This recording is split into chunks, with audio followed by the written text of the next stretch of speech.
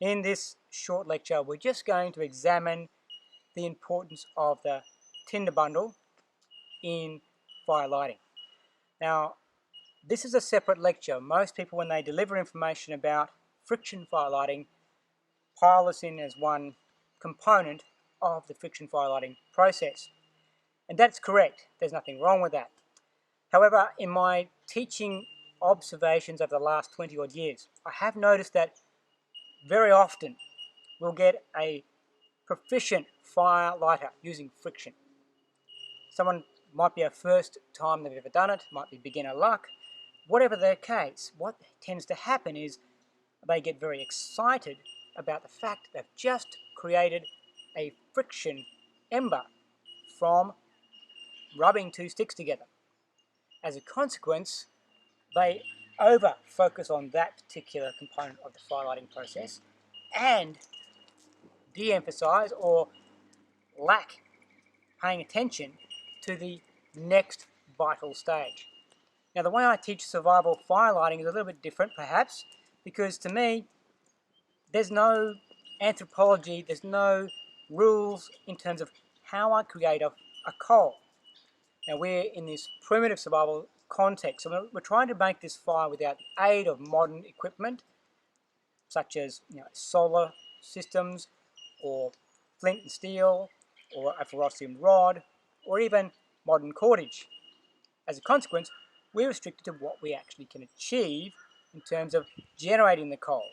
We still have strategies for that, as you'll see. However, once it gets down to the creation of the coal being a reality, we've now got to convert that into flame. It doesn't happen by itself, although it can. With the right flow of oxygen and the provision of adequate fuel, you can just lay the coal directly on the ground and place fuel over the top of it. And if you have even a slight cross breeze, very often it'll just spontaneously combust. Or you can lift with a small stick, add air, and create a flow of oxygen into the fuel bundle. So that's a upside down Tinder bundle by and large. The majority of you, however, want more control over the tinder, over the fuel. So keeping in mind that there are 3 stages of the fuel that we've been discussing. This one concerns the tinder. So I've got a range of things here, but the masters of the tinder bundle, perhaps accidentally, are the birds. Now, when people say, what does a tinder bundle look like? Think of a bird's nest. And if you're wandering around in the bush, especially after a windy day, it drops to the ground, you have got the most perfect tinder bundle anyone could imagine. Your embryonic coal goes into this part in the middle of the nest where the eggs would simply sit, and you can begin the process of creating a fire by the addition of oxygen via your breath. So that's the simple mastery of the tinder bundle. Obviously, birds don't use it for that particular reason, but we do. Now, if I don't have a bird's nest handy, I can replicate, conceptually, what the bird has taught me. I can do that with dry grass, and I tend to scrunch it into a ball and indent it with my thumbs.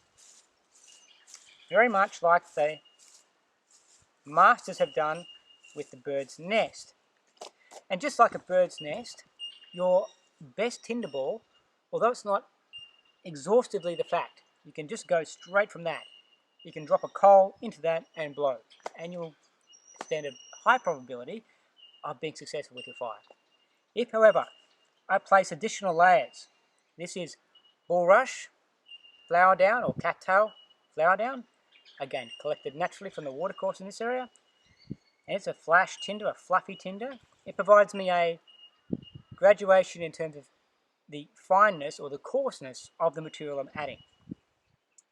So if my coal goes into this now, it's got a more conducive tinder to move to that next stage. So we're going from a coal, which is a small glowing ember, right through to the flame. If I'm struggling to get a decent coal, I can use things called coal extenders. Now, a lot of bracket fungus, so tree fungus, when it's very, very dry, crushed punk wood, so dry rotten wood, or in this case, this is dry animal dung. This is from a macropod in Australia. This is the kangaroo. Now the kangaroo dung isn't processed as fully as something like a cow, although a cow could be used in terms of its dung as well. It just requires a little bit of breaking it up and buffing it into a fine dust, fine charcoal. The kangaroo, however, only processes food and fibre to a certain point before passing it out. So it leaves a mix of fine dust and fibre that make just the perfect coal extender.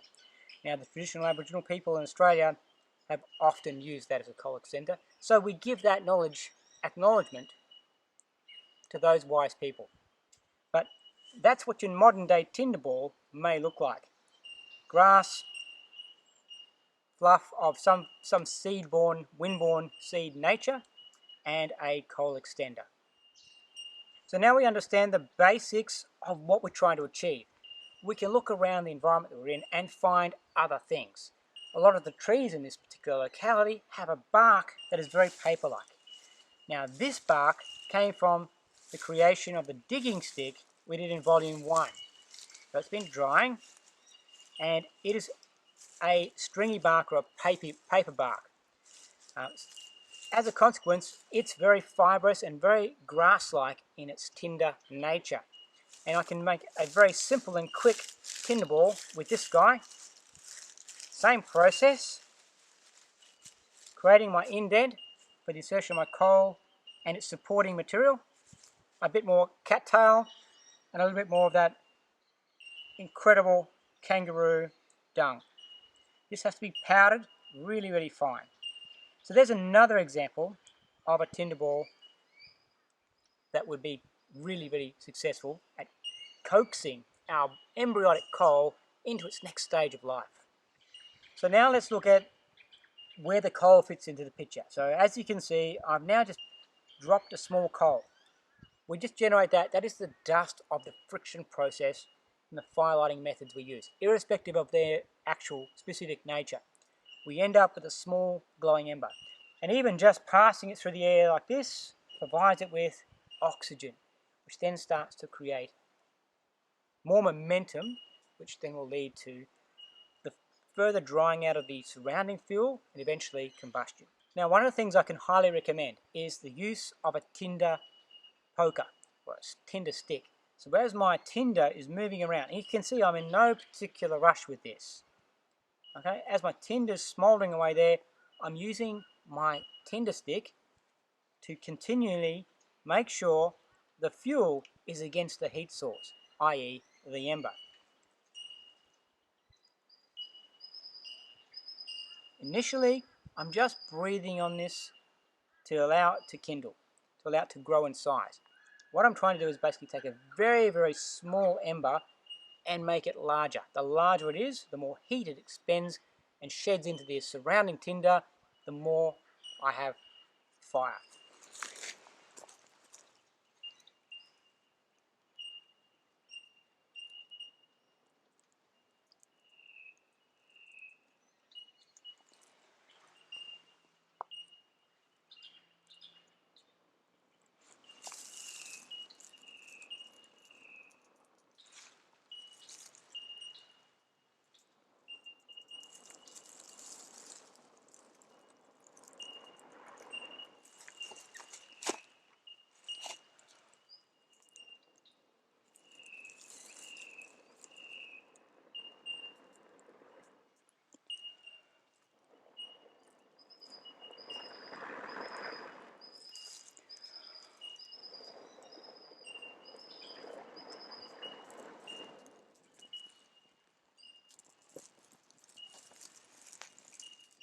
So that's really all there is to it.